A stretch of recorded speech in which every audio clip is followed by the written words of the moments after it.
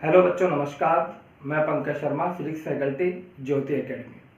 आप सभी का इन ऑनलाइन क्लासेस में स्वागत करता हूं। आज का हमारा वीडियो लेक्चर नंबर 8 है। इससे पहले हमने आपके लिए 7 वीडियो लेक्चर्स शेयर किए हैं। तो बेटे, आज का हमारा टॉपिक है बिंदुवत आवेश के कारण विद्युत क्षेत्र की तीव्रता। इससे जस्ट पहले वाला जो वीडियो लेक्चर था, वीडियो लेक्चर नंबर 7, उसमें आपने देखा होगा हमने जो लास्ट में बताया था आपको विद्युत क्षेत्र की तीव्रता ज्ञात करना। एक बार इसको डिस्कस करते हैं, फिर इसमें हम आगे डिस्कस करेंगे इसी को। तो जस्ट प्रीवियस वाला जो वीडियो लेक्चर था उसमें क्या था बेटे, विद्युत क्षेत्र की तीव्रता E vector is equal to F vector upon Q naught. F क्या है यहाँ पर, लगने वाला विद्युत बल, और Q नॉट क्या है, परीक्षण आवेश। इसे टेस्टिंग चार्ज भी कहा जाता है, टेस्टिंग चार्ज, क्योंकि यही वो आवेश है जो बताता है कि यहाँ पर विद्युत क्षेत्र है या नहीं है। तो ये इसकी परिभाषा हो गई, E vector is equal to F upon Q naught, formula है ये। और परिभाषा अगर बल के रूप में बतानी हो तो वहां पे दिखाया भी था, और 1 नंबर में प्रश्न पूछा भी जाता है। एकांक आवेश पर लग रहा विद्युत बल विद्युत क्षेत्र की तीव्रता के तुल्य होता है। और क्या बताया था मैंने बेटे, आपको बताया था कोई भी आवेश हो, उसके चारों ओर एक अदृश्य क्षेत्र होगा जिसमें किसी अन्य आवेश को रखने पर विद्युत बल लगेगा। इस अदृश्य क्षेत्र को ही विद्युत क्षेत्र कहा जाता है। अब एग्जाम में क्या होता है बेटे कि या तो इसकी परिभाषा पूछ ली जाएगी, या इसका मात्रक पूछ लिया जाएगा, या इसकी विमा पूछ ली जाएगी, और 2 नंबर में यह प्रश्न पूछा जाता है और एग्जाम में पूछा भी गया है। 2 नंबर में इसका डेरिवेशन कि बिंदुवत आवेश के कारण विद्युत क्षेत्र की तीव्रता का व्यंजक ज्ञात कीजिए। तो इसको स्टार्ट करते हैं बेटे, इधर देखिएगा कभी।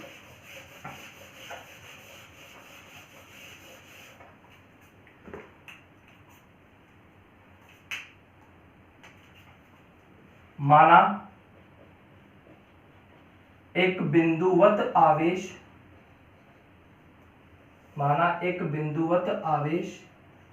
कैपिटल Q चित्रानुसार, मैं भी एक डायग्राम बनाऊंगा, चित्रानुसार मूल बिंदु पर रखा गया है।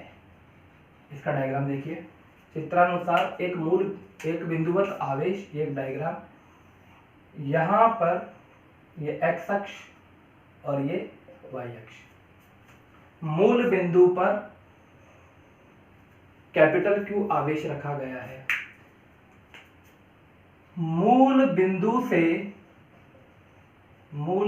से स्मॉल r दूरी पर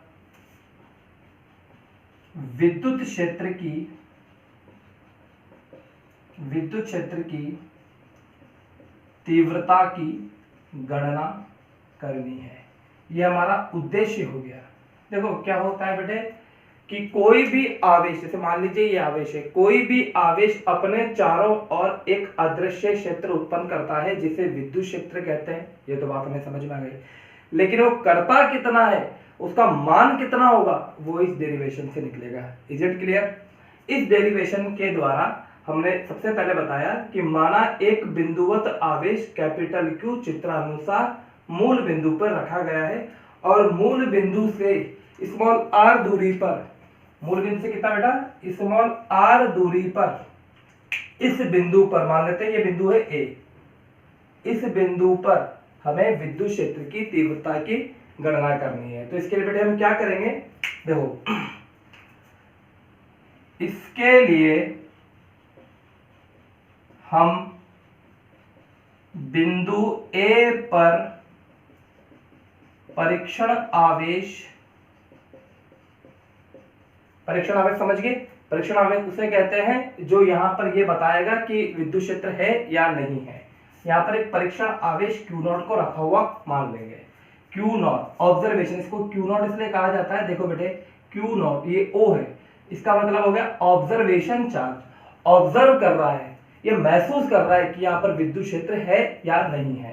तो देखिए इसके लिए हम बिंदु ए पर परीक्षण आवेश Q0 को रखा हुआ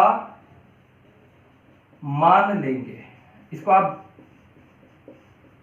समझते भी चलिए। दोबारा देखिए, Q आवेश मूल बिंदु पे रखा है, इससे r दूरी पर विद्युत क्षेत्र की तीव्रता की गणना करनी है, तो वहां पर एक परीक्षण आवेश Q0 को रखा हुआ मान लिया। अब बेटे कूलाम के नियम से, कूलाम के नियम से आप जानते ही हैं लगने वाला विद्युत बल, यानी यहां पर जो फोर्स लग रहा होगा वो कितना होगा। अच्छा मैंने इसको बाहर क्यों बनाया, क्योंकि ये भी पॉजिटिव आवेश और ये भी पॉजिटिव आवेश, दोनों धनात्मक होंगे तो क्या होगा, लगने वाला विद्युत बल दोनों को मिलाने वाली रेखा के अनुदिश बाहर की ओर हो गया। तो कूलाम के नियम से लगने वाला विद्युत बल F बराबर K Q1 Q2 कितना है बेटे, Q0 अपॉन R स्क्वायर। अगर मैं इसे वेक्टर फॉर्म में लिखूंगा तो क्या आ जाएगा, यहां पर वेक्टर लगाया तो यहां पर क्या आ जाएगा, एकांक सदिश, और कितना एकांक सदिश, R क्या। ये समीकरण नंबर 1, इसको नोट कर लीजिए।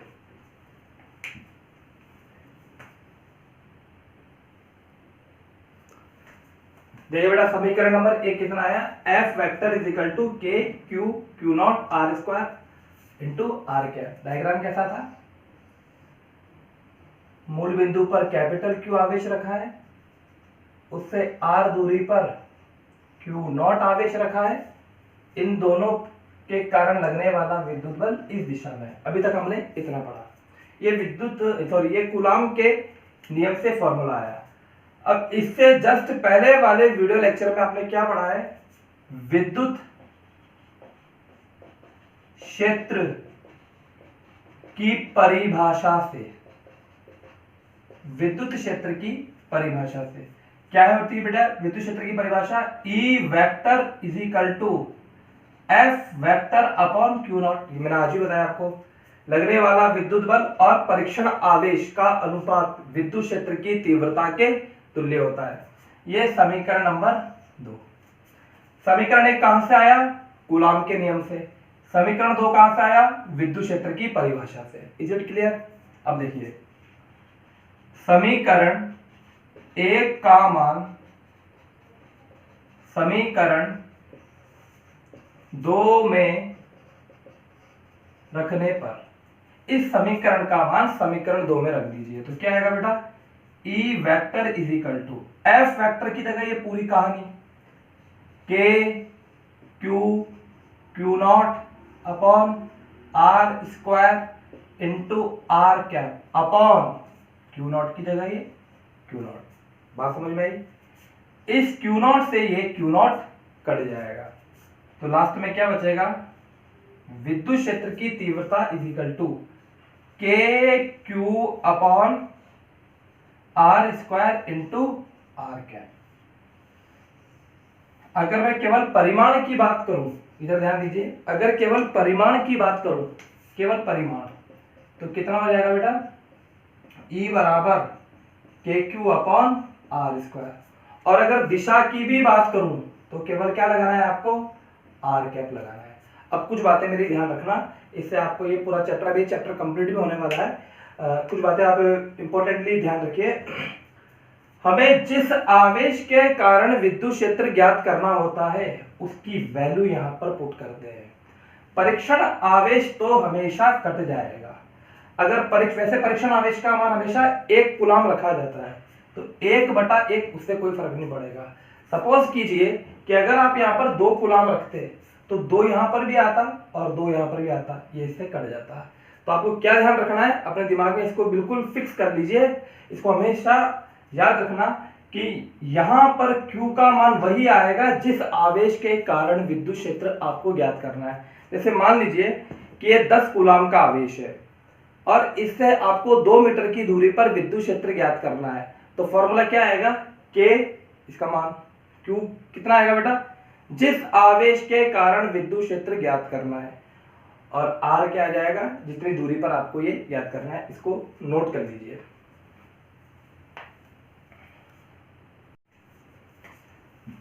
आइए बेटे अगला पॉइंट देखते हैं।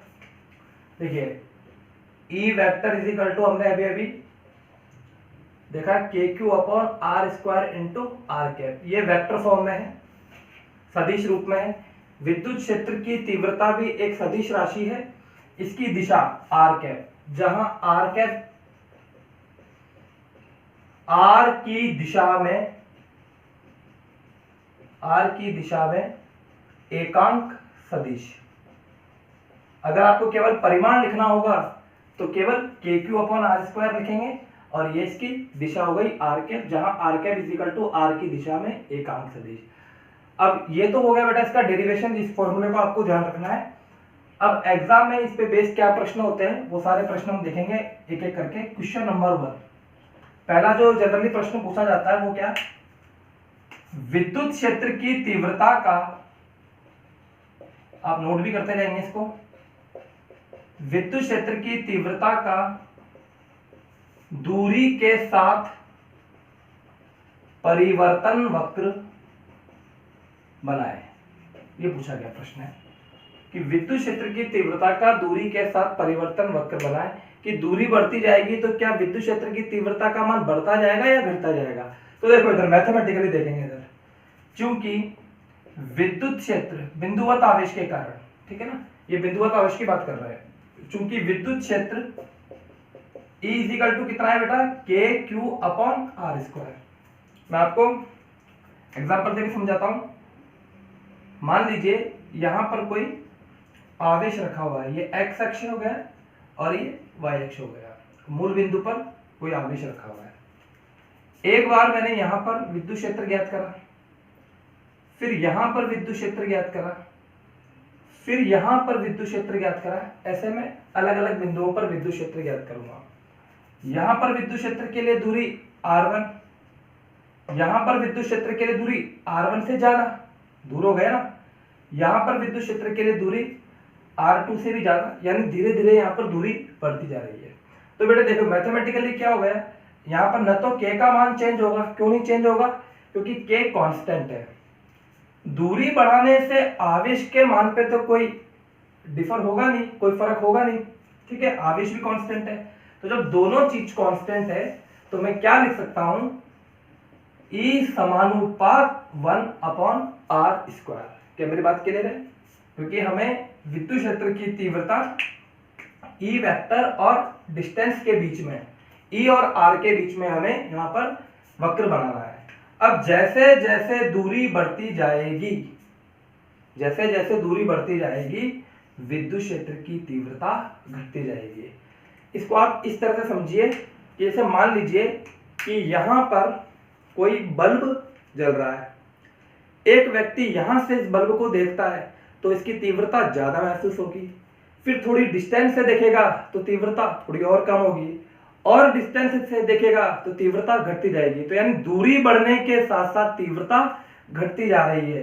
तो वक्र कैसा बनेगा बेटे, इधर ध्यान दीजिए, यहां पर लिया मैंने E और यहां पे लिया मैंने R, यानी ये हो गई विद्युत क्षेत्र की तीव्रता और यहां पर हो गई ये डिस्टेंस।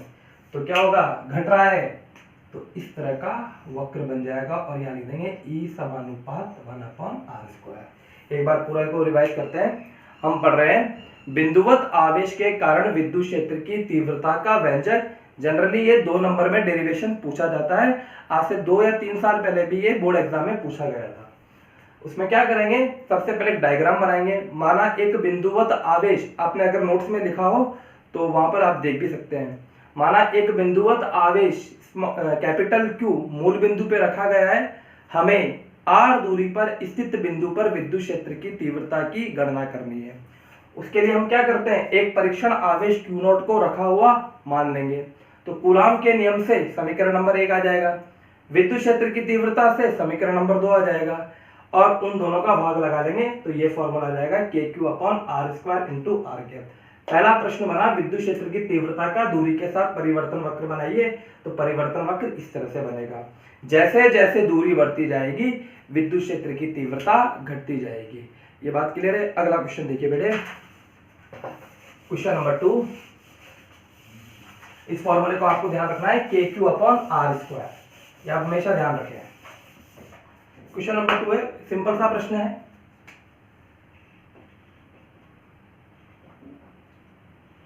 एक बिंदुवत आवेश 4 कूलाम से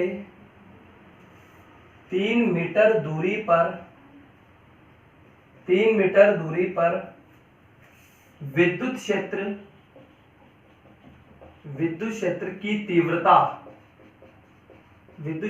तीव्रता का मान ज्ञात करें। ये हो गया प्रश्न क्या है, सिंपल सा कि एक बिंदुवत आवेश है 4 कूलाम। ये मान लीजिए डायग्राम वगैरह बनाना चाहो तो यहाँ पर एक 4 कूलाम का आवेश रखा है और इससे 3 मीटर की दूरी पर कोई बिंदु है, बिंदु ए। इस बिंदु पर विद्युत क्षेत्र की तीव्रता का मान ज्ञात करना है। इससे पहले हमने पढ़ा था कोई भी आवेश हो उसके चारों ओर एक अदृश्य क्षेत्र होगा, जिसमें किसी अन्य आवेश को रखेंगे तो वो विद्युत बल अनुभव करेगा। इस अदृश्य क्षेत्र को ही विद्युत क्षेत्र कहा जाता है। उसका मान कितना होगा वो यहाँ से आप देखिए। तो चूंकि हम जानते हैं, चूंकि E इक्वल टू कितना बेटे के क्यू अपॉन आर स्क्वायर, यहाँ पर दिशा से हमें कोई लेना देना नहीं है। के का मान 9 इंटू 10⁹, क्यू का मान 4 coulomb upon distance between this two charges 3 का होल स्क्वायर, 3 मीटर है। अगर सेंटीमीटर में होता तो इंटू 10⁻² भी करते हैं। यहाँ पर क्या आ जाएगा बेटे 9 गुणा 10⁻9 इंटू 4/9, ये कट जाएगा।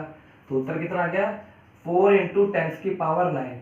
मात्रक क्या बताया था बेटा इसका, मात्रक अगर आप भूल गए हो तो यहाँ से ध्यान रखना, E vector is equal to होता है F अपॉन Q0। इसका मात्रक न्यूटन और Q का मात्रक कूलाम, तो इसका मात्रक आ जाएगा न्यूटन पर कूलाम। ये इसका आंसर है। इसको जल्दी से नोट कीजिए, अगला क्वेश्चन देखेंगे, पहले इसको नोट कर लीजिए।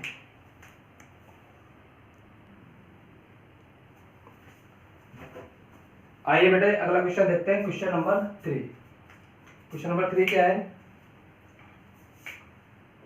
10 माइक्रो कूलाम व 20 माइक्रो कूलाम के दो बिंदुवत आवेश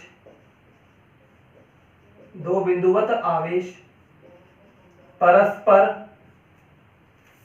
4 मीटर की दूरी पर रखे हैं।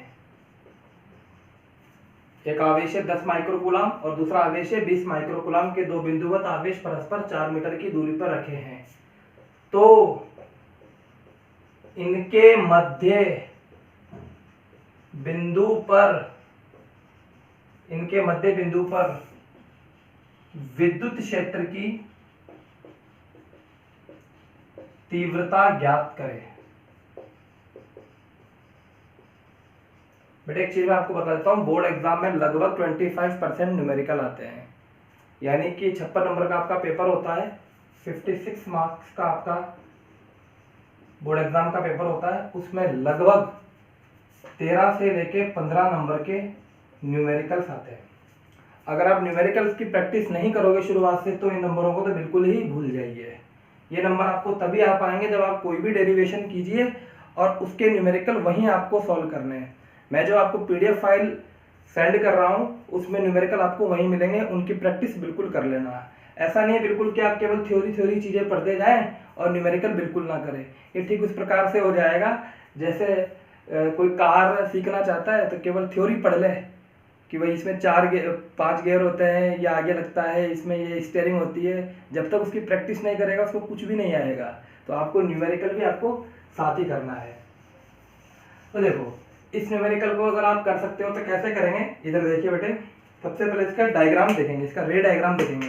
डायग्राम कैसे बनेगा इसका, सॉल्यूशन। देखो इधर प्रश्न कह रहा है 10 माइक्रो। अच्छा माइक्रो के बारे में समझते हो, माइक्रो क्या होता है? तो देखिए इधर एक बार बता देता हूँ ना आपको, वैसे ये 11th क्लास में बताया गया होगा आपको, फिर भी आप यहाँ पर लिख लेना।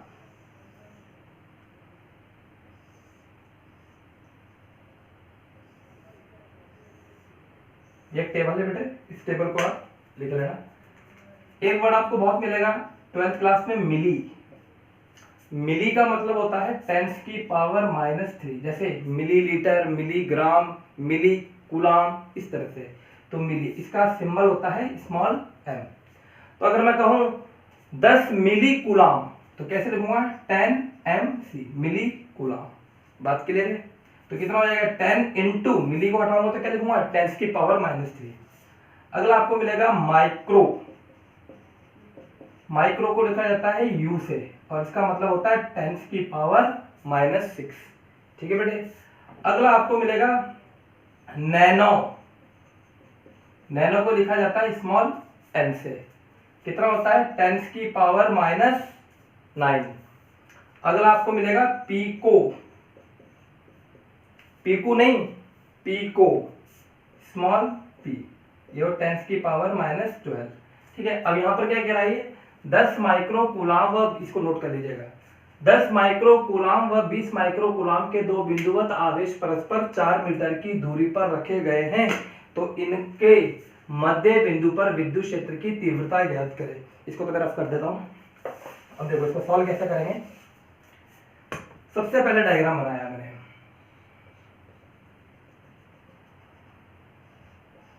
ठीक, ये पहला बिंदु और ये दूसरा बिंदु। इन दोनों बिंदुओं के बीच की डिस्टेंस है 4 मीटर, ऐसा प्रश्न कह रहा है। मैं नहीं कह रहा हूं, ये क्वेश्चन है। यहां पर आवेश रखा हुआ है 10 माइक्रो कूलाम और यहां पर आवेश रखा हुआ है 20 माइक्रो कूलाम। क्लियर है बेटे? तो इनके मिलाने, तो इनके मध्य बिंदु पर विद्युत क्षेत्र की तीव्रता ज्ञात कीजिए। इस बिंदु को मान लीजिए बिंदु O मान लीजिए। तो बेटा बिल्कुल मध्य बिंदु होगा तो यहां से लेकर यहां तक की दूरी कितनी होगी 2 मीटर, और यहां से लेकर यहां तक की दूरी भी कितनी होगी 2 मीटर। इसमें तो कोई कंफ्यूजन नहीं है। ठीक है। अब देखो, अभी अभी हमने पढ़ा बिंदुवत आवेश के कारण विद्युत क्षेत्र की तीव्रता। बिंदुवत आवेश के कारण विद्युत क्षेत्र की तीव्रता का फॉर्मूला अभी अभी हमने पढ़ा, E = KQ/R²। अगर वेक्टर फॉर्म में लिखूंगा तो यहां पर r कैप और आ जाएगा। r कैप का मतलब उसी दिशा में एकांक सदिश। अगर इस दिशा में जाना चाहता है तो इसी दिशा में एकांक सदिश, इस दिशा में जाना चाहता है तो इस दिशा में एकांक सदिश।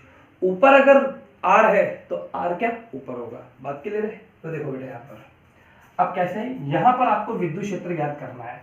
तो देखिए 10 माइक्रो कूलाम के कारण इस बिंदु पर, मेरी बात बड़े ध्यान से समझना, अगर ये प्रश्न समझ में आ गया तो आपको आगे की बहुत सारी चीजें समझ में आ जाएगी। 10 माइक्रो कूलाम के कारण इस बिंदु, इसको पूरे को भूल जाओ, इधर की पूरी कहानी को खत्म कर दो, अभी हाफ पोर्शन को बाद में बात करेंगे।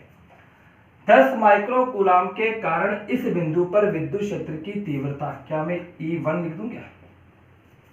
पहले वाले आवेश के कारण यहां पर विद्युत क्षेत्र की तीव्रता, तो फॉर्मूला क्या हो जाएगा KQ1/R1²। बात क्लियर है? पहले वाले आवेश के कारण इस बिंदु पर विद्युत क्षेत्र की तीव्रता KQ1/R1²। आप चाहो तो इसका मान लिख लीजिए। इसका मान अगर निकालेंगे तो कितना आएगा बेटे 9 × 10⁻9। Q1 का मान 10 माइक्रो, माइक्रो कितना 10⁻⁻6। R1 यहां से यहां तक की दूरी 2²।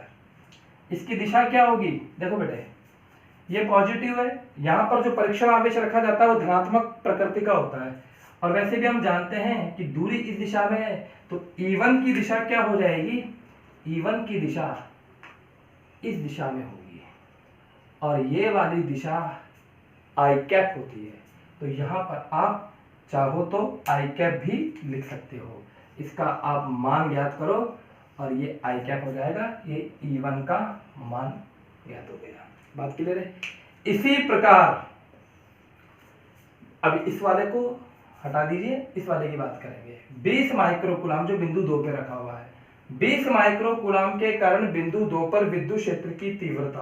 तो बेटे देखो इधर क्या आ जाएगा E2 = KQ2/R2²।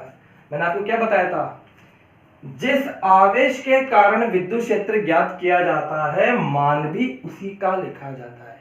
बात क्लियर है? ऐसा नहीं है कि यहां पर इसके कारण का ज्ञात कर रहा हूं और मान इसका लिखूंगा, ऐसा बिल्कुल नहीं। जब मैं इस बिंदु पर इसके कारण ज्ञात कर रहा हूं तो वैल्यू भी इसी आवेश की रखूंगा।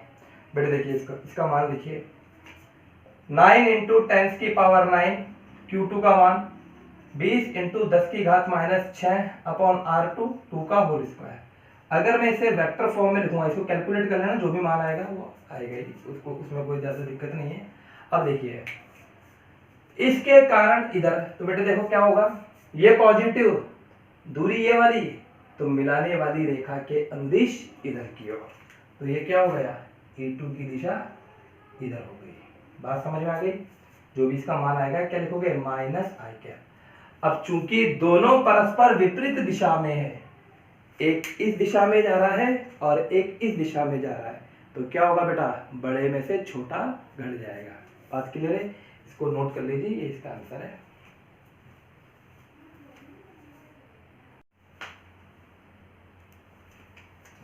अब बेटे अगले पॉइंट को डिस्कस करते हैं। इससे पहले हमने एक न्यूमेरिकल देखा, अब मैं आपको एक शॉर्ट ट्रिक बताऊंगा।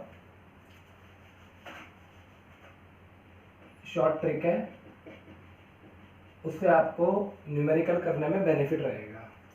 इन पॉइंट्स को आप ध्यान रखोगे, आप कोई सा भी न्यूमेरिकल सॉल्व कर लोगे। क्या चीज है बेटे, पहला, यदि धनात्मक आवेश उपस्थित हो, आवेश दो ही प्रकार के होंगे, या तो आवेश धनात्मक होगा या आवेश ऋणात्मक होगा। यदि आवेश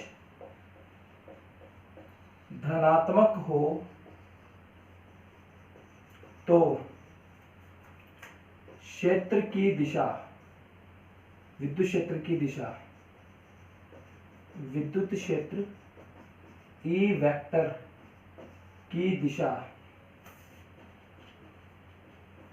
दोनों बिंदुओं को मिलाने, दोनों बिंदुओं को मिलाने वाली रेखा के अनुदिश, रेखा के अनुदिश बाहर होगी।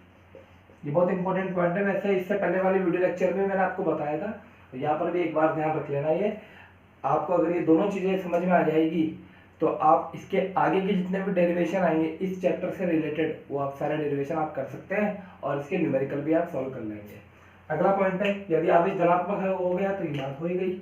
अगर आवेश ऋणात्मक हुआ तो पूरा कथन यही रहेगा, यदि आवेश ऋणात्मक हो, यदि आवेश ऋणात्मक हो तो विद्युत क्षेत्र की दिशा दोनों बिंदुओं को मिलाने वाली रेखा के अनुदिश अंदर की ओर होगी, अंदर की ओर होगी।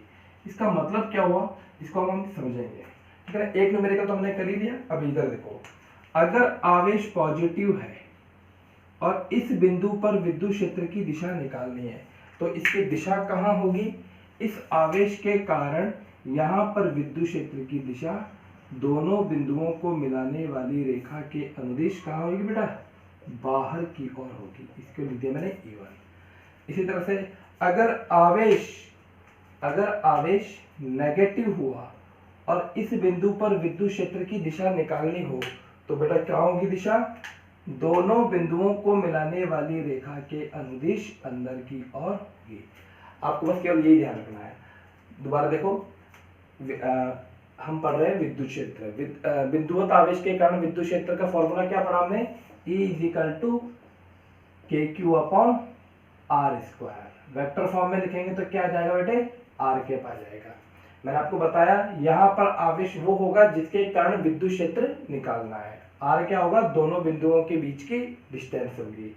अच्छा, अब ये बाहर जाएगा या अंदर की ओर होगा, तो क्या होगा बेटा, अगर आवेश पॉजिटिव हुआ तो बाहर की ओर होगा और आवेश नेगेटिव हुआ तो कहाँ जाएगा, ये अंदर की ओर होगा। अब देखो इसको, ये हमारे आगे की जितने भी न्यूमेरिकल होंगे इसमें अब में काम आएगा ये।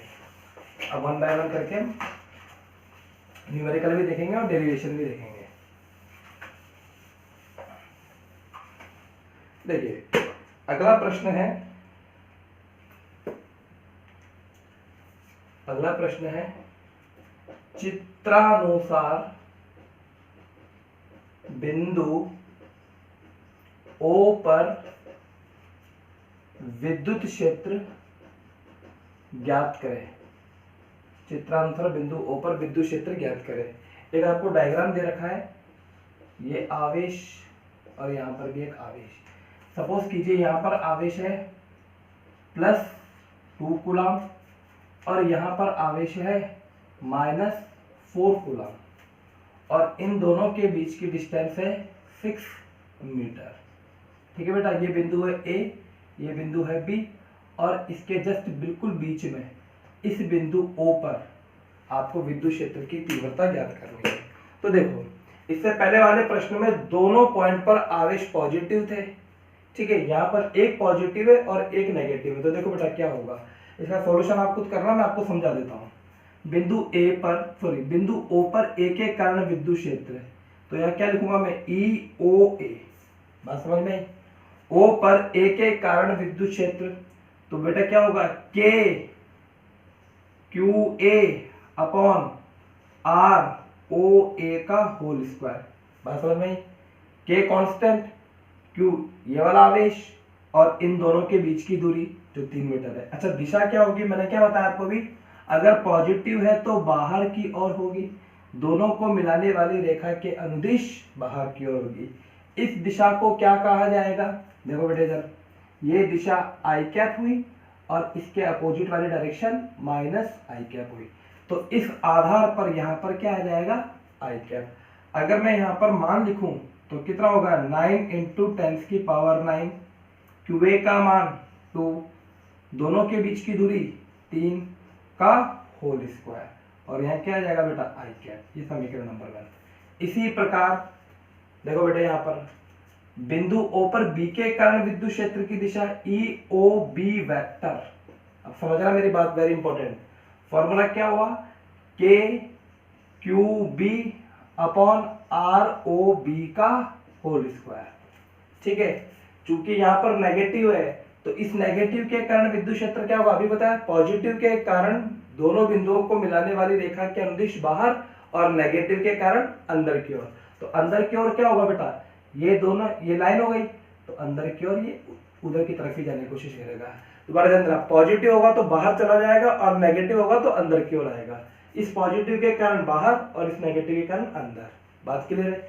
ये वाली दिशा क्या हो गई, आई कैप।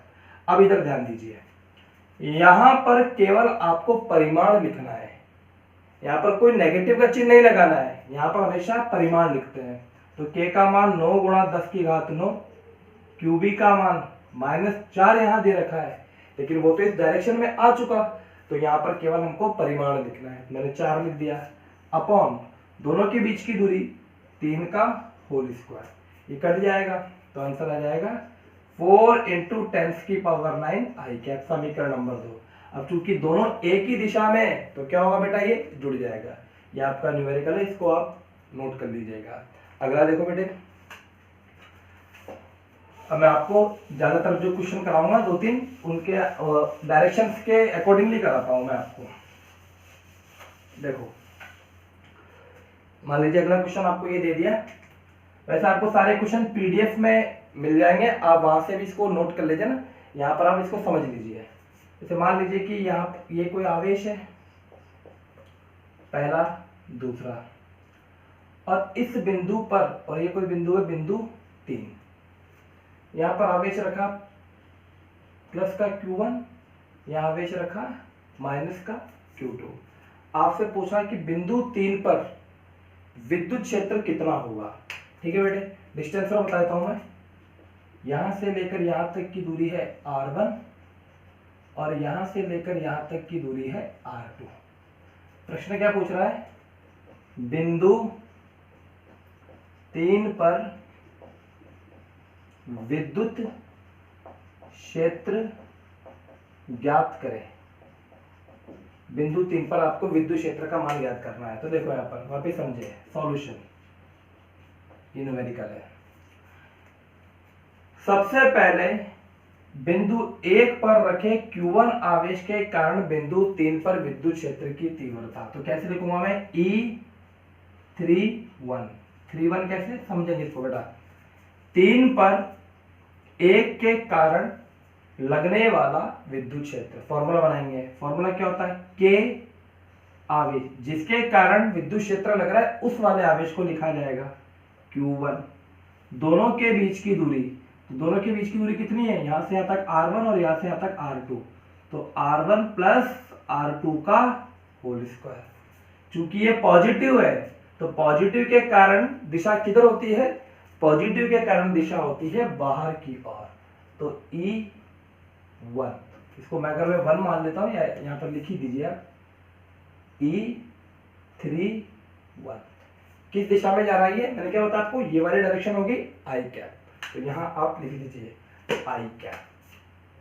बात समझ में आई? अब यहां पर चाहो तो आप वैसे यहां पर मान दे नहीं रखा, ये इसका आ जाएगा समीकरण नंबर 1। इसी प्रकार E3 समझ में आया? 3 पर 2 के कारण लगने वाला विद्युत क्षेत्र, वहां पर बल की बात करते थे, यहाँ पर विद्युत क्षेत्र की बात करेंगे। तो फॉर्मूला क्या होगा, के। यहाँ पर क्या लिखते हैं, परिमाण लिखते हैं, नेगेटिव पॉजिटिव का कोई चक्कर नहीं होता है। तो के, यहाँ पर Q2 परिमाण है, यहाँ से यहाँ तक की दूरी R2 का होल स्क्वायर। अब देखो यहाँ पर इस नेगेटिव के कारण जो इसका इफेक्ट आएगा वो यहाँ लिखेंगे।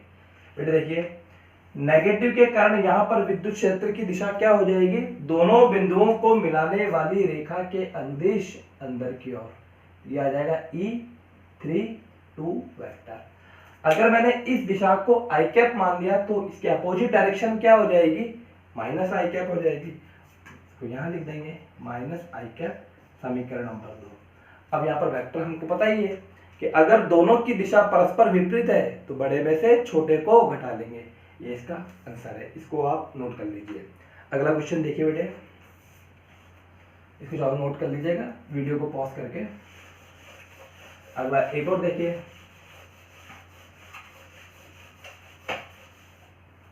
अगर ऐसा हो तो कि एक वर्ग आपको दिया जाए, एक वर्ग दिया जाए, इस वर्ग में यहां पर पॉजिटिव का Q1 आवेश, यहां पर Q2 आवेश और यहां पर Q3 आवेश। ठीक है बेटे, ये दूरी A, ये दूरी A, ये दूरी A, और इस बिंदु पर कोई आवेश नहीं रखा हुआ है।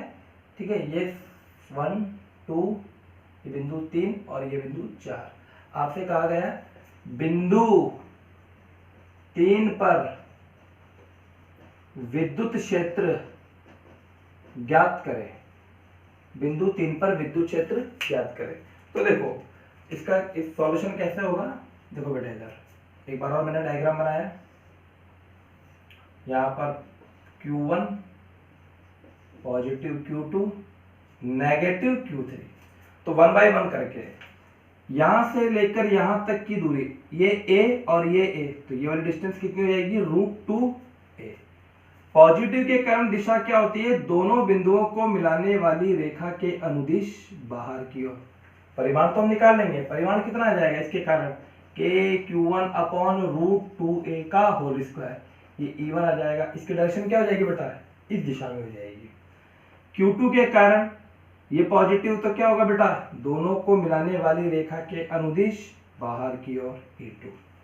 ये नेगेटिव, तो क्या होगा, अब ये बाहर नहीं जाएगा, ये कहाँ आएगा, अंदर की ओर, दोनों को मिलाने वाली रेखा के अनुदिश अंदर की ओर।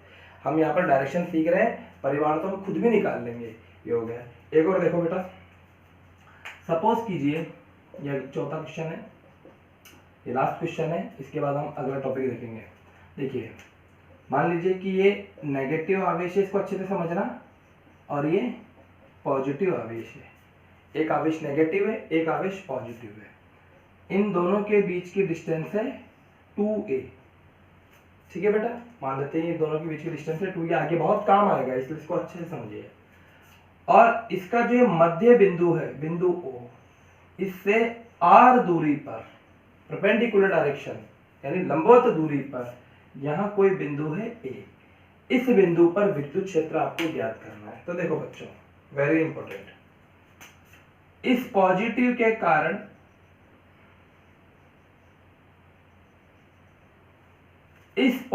के कारण यहां पर विद्युत क्षेत्र, डायरेक्शन क्या होगी बेटा, देखिए इधर पॉजिटिव के कारण बाहर की ओर, तो इसके कारण दिशा आ जाएगी बाहर की ओर। परिमाण कैसे निकालेंगे, जैसे मान लीजिए इसको बिंदु 1 मान लीजिए, इसको 2 मान लीजिए, तो ये 2 के कारण आया तो मैंने इसको नाम दे दिया E2। ठीक है, अच्छा परिमाण कैसे निकालेंगे इस E2 का, E2 इज इक्वल टू, मैं केवल परिमाण की बात कर रहा हूँ, दिशा तो मैंने यहाँ पर शो कर ही दिया है। तो E2 इज इक्वल टू के Q2 पॉजिटिव है और Q2 का मान कितना है यहाँ पर Q अपॉन यहां से लेकर यहां तक की डिस्टेंस। तो देखो बच्चों इधर थोड़ा सा मैं इधर रफ कर देता हूं।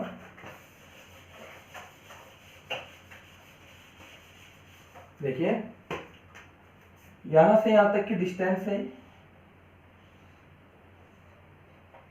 ये डिस्टेंस है r, ये पूरी डिस्टेंस है 2 है, ये चूंकि मध्य बिंदु है तो ये दूरी कितनी हो जाएगी a। ये एक समकोण त्रिभुज बना, क्यों बना? क्योंकि ये लंबवत है। तो 90 के सामने वाली भुजा क्या होगी? कर्ण, और कर्ण बराबर क्या होता है? आधार का स्क्वायर प्लस लंब का स्क्वायर, तो a square plus r square, यानी इस बिंदु से इस बिंदु की दूरी कितनी हो जाएगी? Under root a square plus r square. तो यहां मैं लिख देता हूं under root r square plus a square का होल स्क्वायर। तो E2 इजिकल टू कितना आ गया? K Q upon R square plus A square, और डायरेक्शन कहाँ चली गई? दोनों को मिलाने वाली रेखा के अनुदिश बाहर की ओर। क्या मेरी बात क्लियर है? अब देखो यहां से लेकर यहां तक की ये डिस्टेंस भी कितनी होगी? देखो बेटा ये 90 डिग्री, ठीक है, ये वाली दूरी भी कितनी है? a, चूंकि ये a 2 है तो आधी आधी a हो जाएगी, ये उभयनिष्ठ है तो वापिस ये कितना हो जाएगा? Under root R square plus A square. लेकिन यहां पर जो सबसे बड़ी इंपॉर्टेंट बात है वो क्या? चूंकि ये नेगेटिव है तो नेगेटिव के कारण दोनों बिंदुओं को मिलाने वाली रेखा के अनुदिश अंदर की ओर होगा। परिमाण इसका आप निकाल ही लोगे। तो बेटा डायरेक्शन बहुत इंपॉर्टेंट है, ये आपको आनी चाहिए। अगर ये आपको अभी भी समझ में नहीं आया है तो इस वीडियो को आप दोबारा देखें, मुझे 100% उम्मीद है कि आपको ये जरूर समझ में आएगा, और पीडीएफ में भी आप इसको देखेंगे। इसको एक बार आप नोट कर लीजिए, अभी मैं इसके बाद का टॉपिक पढ़ाऊंगा, पहले आप इसको नोट कर लीजिए। अगला पॉइंट है बेटे विद्युत क्षेत्र रेखा है ऑब्लिक विद्युत बल रेखा है, इसे इलेक्ट्रिक फ्लक्स भी कहा जाता है। ठीक है, एग्जाम में ये परिभाषा के रूप में पूछा जाता है कि विद्युत क्षेत्र रेखाओं को परिभाषित कीजिए या विद्युत बल रेखाओं को परिभाषित कीजिए, या इनके कोई दो गुणधर्म आपको बताने हैं। तो ये बिल्कुल नया तरह का टॉपिक है, तो इसको बेटा पहले परिभाषा देखेंगे, इसकी डेफिनेशन मैं यहाँ पर लिख रहा हूँ, पीडीएफ में भी आपको मिलेगा, और आप यहाँ पर एक बार समझिए। विद्युत क्षेत्र रेखा है ऑब्लिक विद्युत बल रेखा है, तो विद्युत क्षेत्र में खींचा गया वह काल्पनिक निष्कोण वक्र, विद्युत क्षेत्र में खींचा मतलब बनाया गया, खींचा गया वह काल्पनिक, ये इमेजिनरी है, वह काल्पनिक निष्कोण का मतलब होता है बहुत कम एंगल, बहुत छोटा एंगल। विद्युत क्षेत्र में खींचा गया वह काल्पनिक निष्कोण वक्र जिसके किसी बिंदु पर खींची गई स्पर्श रेखा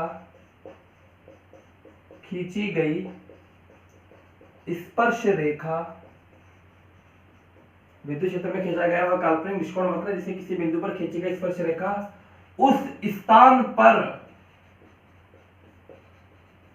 विद्युत क्षेत्र ई वेक्टर की दिशा को प्रदर्शित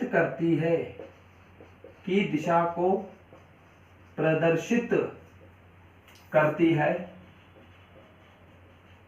बल रेखाएं ऑब्लिक क्षेत्र रेखाएं कहलाती है। जो दिशा को प्रदर्शित करे वो क्या कहलाएगी बेटा? वो बल रेखा या क्षेत्र रेखा कहलाएगी। एक बार इसको नोट करें, बल रेखा या क्षेत्र रेखा कहलाएगी। फॉर एग्जांपल देखिए बेटा, इधर मान लीजिए कि ये कोई बल रेखा है। क्या है ये कोई बल रेखा है, तो इसके किसी, यहाँ पर मैं अलग अलग पॉइंट मान लेता हूँ। यहाँ मैंने माना बिंदु ए, यहाँ माना मैंने बिंदु बी, और यहाँ माना मैंने बिंदु सी। ठीक है, एक बार डेफिनेशन पढ़िए। विद्युत क्षेत्र में खींचा गया वह काल्पनिक निष्कोण वक्र, ये काल्पनिक वक्र होगा, वह काल्पनिक निष्कोण वक्र जिसके किसी बिंदु पर खींची गई स्पर्श रेखा, यानी अब बिंदु ए पर मैं एक टेंजेंट बना रहा हूँ। टेंजेंट का मतलब होता है स्पर्श रेखा, ठीक है। तो एक स्पर्श रेखा बना रहा हूँ, ये मैंने बनाई स्पर्श रेखा, इसके किसी बिंदु पर खींची गई स्पर्श रेखा। एक स्पर्श रेखा मैंने यहाँ पर बनाई जो इसको स्पर्श कर रही है, और एक स्पर्श रेखा यहाँ बनाई, ये कभी भी इसको काटेगी नहीं। तो इस बिंदु पर खींची गई स्पर्श रेखा किसको बता रही है? विद्युत क्षेत्र की दिशा को प्रदर्शित कर रही है कि विद्युत क्षेत्र इस दिशा में जा रहा है, यानी ये वेक्टर की दिशा बता रहा है, ये ईबी वेक्टर की दिशा बता रहा है, और ये ईसी वेक्टर की दिशा बता रहा है। इसे ही कहा जाता है बल रेखा या क्षेत्र रेखाएं कहलाती है। तो एक बार परिभाषा दोबारा देख लो। विद्युत क्षेत्र में खींचा गया वह काल्पनिक निष्कोण वक्र जिसके किसी बिंदु पर खींची गई स्पर्श रेखा उस स्थान पर विद्युत क्षेत्र की दिशा को प्रदर्शित करती है, बल रेखाएं कहलाती है। अब बेटे देखो, वैसे आपको ये पूरा आपको नोट भी करना है, नोट्स में अपने प्रिपेयर भी करना है, और इसको समझना भी है। तो समझने में आप थोड़ा सा ज्यादा वेटेज दिया करें। देखो कुछ पॉइंट्स है वो ध्यान रखें। मैं कुछ डायग्राम बना रहा हूं। पहला डायग्राम, अगर कहीं पॉजिटिव आवेश है तो क्या होगा? तो देखो बेटा, अगर किसी स्थान पर धनात्मक आवेश है तो उससे बल रेखाएं सदैव बाहर निकलेगी। ये याद करते चलो। अगर कहीं पर पॉजिटिव आवेश है तो पॉजिटिव आवेश से, मेरी एक एक बात ध्यान रखें, अगर कहीं पॉजिटिव आवेश है तो धनात्मक आवेश से बल रेखाएं सदैव बाहर निकलेगी। क्लियर है बेटे? पॉजिटिव से बाहर। इससे जस्ट पहले मैंने बताया था शॉर्ट ट्रिक में, धनात्मक आवेश है तो दोनों बिंदुओं को मिलाने वाली रेखा के अनुदिश बाहर की ओर, ये इसका गुणधर्म है। अगर पॉजिटिव आवेश है तो बल रेखाएं कहां जाएगी? बाहर की ओर जाएगी। सेकंड पॉइंट ध्यान रखेंगे बेटे, बी पॉइंट। कुछ पॉइंट आज डिस्कस करेंगे, कुछ पॉइंट अगले वीडियो लेक्चर में डिस्कस करेंगे, नहीं तो वीडियो लेक्चर लंबा हो जाएगा। अगर नेगेटिव आवेश है तो क्या होगा? अगर ऋणात्मक आवेश है तो बल रेखाएं सदैव अंदर की ओर आएगी। ये ठीक उस तरह से, ये जैसे आपने 10th क्लास में पढ़ा होगा चुंबक में, कि चुंबक में पढ़ा है बेटा, चुंबकीय बल रेखा है, ये साउथ पोल और ये नॉर्थ पोल, ये उत्तरी ध्रुव और ये दक्षिणी ध्रुव। तो चुंबक से निकलने वाली बल रेखाएं, क्या पढ़ा है आपने? उत्तरी ध्रुव से बाहर निकलती है और दक्षिणी ध्रुव में प्रवेश करती है। ऐसे ही पढ़ा होगा। वैसे ध्यान रखना है कि पॉजिटिव अगर आवेश है तो बल रेखाएं बाहर निकलेगी, और नेगेटिव आवेश है तो बल रेखाएं अंदर की ओर आएगी। अगर दोनों पॉइंट याद हो जाते हैं तो तीसरा आपको ऑटोमेटिकली याद हो जाएगा। तीसरा देखो बेटा, सी पॉइंट, अगर किसी स्थान पर एक धनात्मक और एक ऋणात्मक आवेश है, एक पॉजिटिव और एक नेगेटिव, तो क्या होगा बेटा? पॉजिटिव से बाहर निकलती है, आपने अभी भी पढ़ा। पॉजिटिव से क्या होता है? बाहर निकलता है। और नेगेटिव में क्या होता है? नेगेटिव में प्रवेश करता है। आई बात समझ में? ये इस तरह से बन जाएगा, ठीक है। अगर किसी स्थान पर एक धनात्मक और एक ऋणात्मक आवेश है तो क्या होगा? कुछ बल रेखाएं धनात्मक से बाहर निकलेगी और कुछ बल रेखाएं ऋणात्मक में प्रवेश करेगी, और बाकी बल रेखाएं अनंत में चली जाएगी। ये हो गया सी। डी में क्या होगा बेटे? डी में देखें आप यहां पर, अगर किसी स्थान पर दो धनात्मक आवेश है तो क्या होगा बेटे? दोनों ही पॉजिटिव आवेश है। तो देखो यहां पर पॉजिटिव से बाहर निकल रही है, इस पॉजिटिव से भी बाहर निकल रही है, इस तरह का डायग्राम बन जाएगा, और बीच वाला जो क्षेत्र होगा वो उदासीन बन जाएगा। तो दोबारा देखें, विद्युत क्षेत्र रेखा किसे कहते हैं? विद्युत क्षेत्र में खींचा गया वह काल्पनिक निष्कोण वक्र जिसके किसी स्थान पर खींची गई स्पर्श रेखा उस स्थान पर विद्युत क्षेत्र की दिशा को प्रदर्शित करती है, विद्युत क्षेत्र रेखाएं या बल रेखाएं कहलाती है। ये डेफिनेशन आएगी, इसको रटना है आपको, ठीक है। अच्छा, पहला पॉइंट, अगर पॉजिटिव आवेश है तो बल रेखाएं धनात्मक से बाहर निकलेगी, ऋणात्मक आवेश है तो बल रेखाएं, अच्छा होता क्या है एक्चुअली कि पॉजिटिव से बाहर निकलती है और जाती कहां तक है? ये अनंत तक जाती है। इसी तरह से ऋणात्मक में क्या होता है? अनंत से आती है और ऋणात्मक में प्रवेश कर जाती है। अगर एक पॉजिटिव और एक नेगेटिव होगा तो क्या होगा? पॉजिटिव से बाहर निकलेगी और नेगेटिव में अंदर आएगी, लेकिन कुछ बल रेखा, एक्चुअली यहाँ पर होगा ऐसा बेटा, इधर देखिए, एक पॉजिटिव है और एक नेगेटिव है, तो क्या होगा, पॉजिटिव से नेगेटिव में कुछ बल रेखाएं आ जाएगी, इस तरह से होगा। और बाकी बल रेखाएं एक्चुअली डायग्राम इस तरह से बनेगा इसका, तो पॉजिटिव से आई और नेगेटिव में कुछ बल रेखाएं चली गई, और बाकी जो बल रेखाएं होंगी वो अनंत में जा ही रही है। इस तरह से देखो, पॉजिटिव से बाहर निकल रही है और कुछ बल रेखाएं यहाँ पर पॉजिटिव से नेगेटिव में आ जाएगी, ये इसका है। और अगर दो धनात्मक आवेश रखे हुए हैं तो सारी बल रेखाएं अनंत तक जा रही है और बीच का जो क्षेत्र हो जाएगा वो उदासीन हो जाएगा। तो आज की वीडियो लेक्चर में इतना ही। सभी बच्चे इसको अपने कॉपी में प्रिपेयर कर लेना, कल हम नेक्स्ट वीडियो लेक्चर देखेंगे। थैंक यू बेटे।